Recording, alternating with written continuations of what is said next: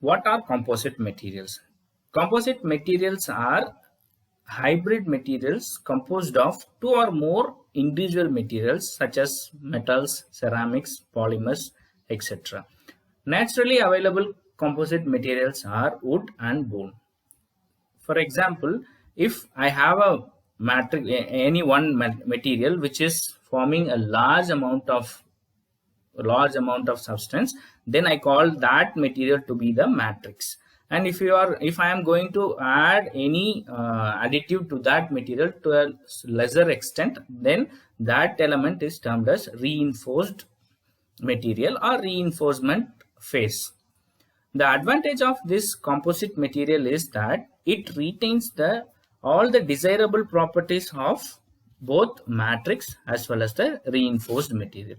For example, if I choose a matrix such that it has a good shear properties and is low in density, and I want to improve the mechanical strength and stiffness of this matrix material, what I can do is I can choose a reinforcement material which has high strength and high stiffness.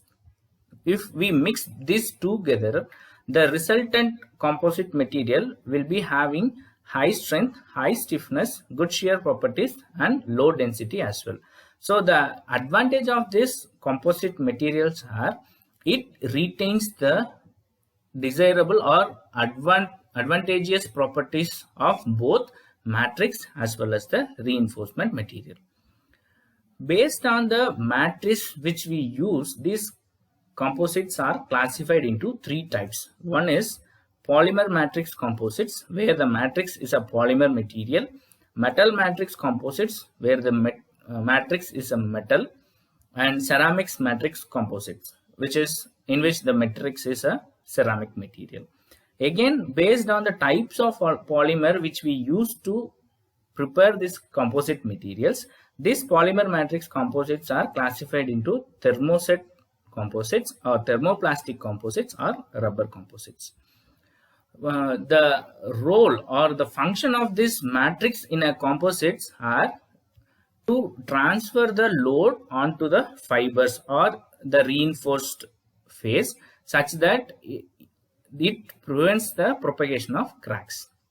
Second thing is that it is a medium through which the external stress or external load is transmitted and distributed to the reinforcing phase. The matrix keeps all the reinforced phase separately such that they will not agglomerate in future.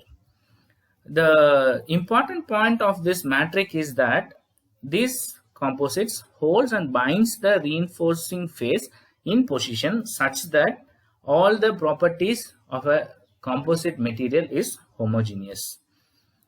It prevents the individual fibers from damaging, such as abrasion and oxidation, such that this matrix material engulfs all the reinforcing phase. This matrix improves the toughness of a composite. It withstands heat, cold, or it conduct or resist electricity, or it prevents the chemical attack onto the composites. It again avoids propagation of cracks in a composite material by providing alternative path for the failure mechanism such that these composite materials will have high lifetime. Based on the reinforcement used in the composites, these composites are classified into three types. One is particle reinforced composites, another one is fiber reinforced composites, another one is structural composites.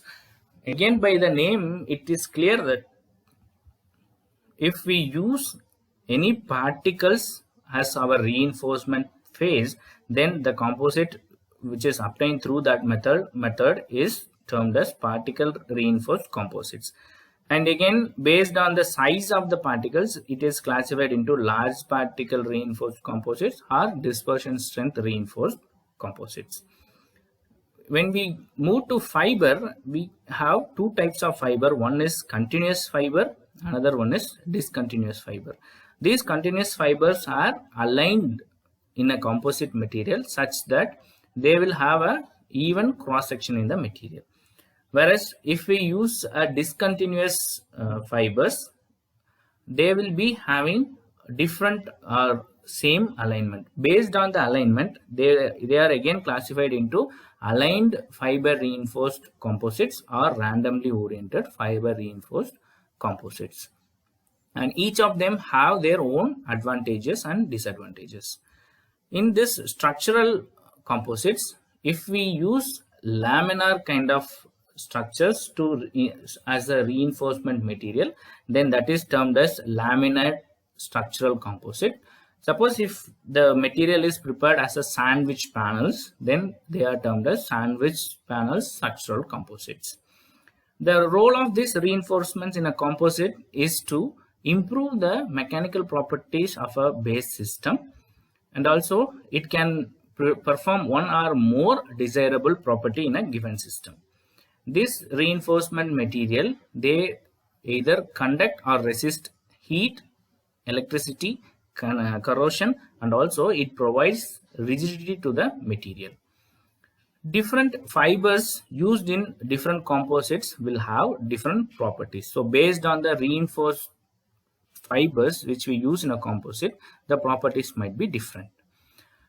There are different types or different methods in processing this fiber reinforced plastics. Out of them, the common method is pultrusion method. In this pultrusion method, what people will do is they will draw fibers from creel and then they will send it through a resin bath where we can use different types of resins depending upon our application, and then it will be preformed into the preformer. After that, when it passes through the forming or a curing guide, then depending upon the required shape and size, these fiber reinforced plastics will be formed and they will be pulled out and cut off depending upon the size and the shape which we want. The advantage of this method is they can have a continuous fibers impregnated into the material, and also it will have a constant cross-sectional shape. Because of the ease in automating this material or this process, the process of preparing this fiber reinforced plastics through this method is economical. The commonly used resins in this material are polyesters, vinyl esters, and epoxy resins. Generally, the next method to prepare this fiber reinforced plastics are pre-preg production process. Again, in this process, fibers will be drawn from the fiber creel and they will be spreaded depending upon the space requirement which we are in. And on top and bottom of it, two paper rolls will be rolled before compaction. And on the inner side of this paper roll, resin will be applied and it will be spreaded using this doctor blade, so that we have paper and below that we have a resin and below that we have fibers and bottom we have another paper, and this will be compacted using this compaction roller, and during this process these resins will be partially cured and they will be rolled. The advantage of this method is that we can have any length of composite material prepared through this one, and then the resin which is in the polymer is partially cured. The advantage of this partial cured resin is when we deliver this material to any customer, they can easily form a shape and they can mold it into their required shape. After that, it can be fully cured, so then it becomes a rigid and tough material. This pre-peg has to be stored at low temperature because at room temperature itself these curing reactions will start. So this pre-peg has to be stored at 0 degree Celsius. In this method, we can both use a thermoplastic or thermosetting resins to prepare this pre-peg.